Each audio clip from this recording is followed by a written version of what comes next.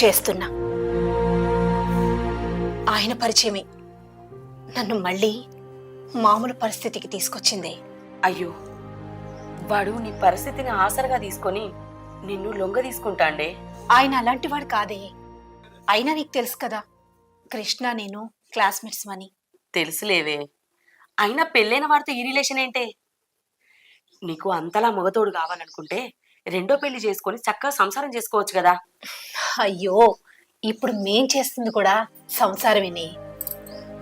బయటికి ఆయన నా మెళ్ళో తాళి కట్టకపోవచ్చు, కానీ లోపల మేమిద్దరం భార్యాభర్తలవేని.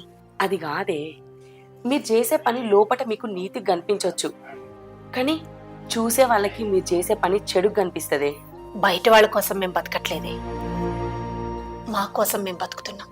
అతన్ని నువ్వు ఇంతలా ఎలా నమ్ముతున్నావే? అతనికి పెళ్ళయింది, భార్య పిల్లలున్నారు.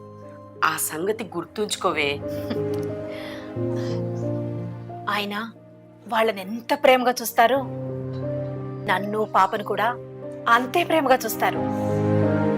ఒకళ్ళని తక్కువగా ఒకళ్ళని ఎక్కువగా చూడడం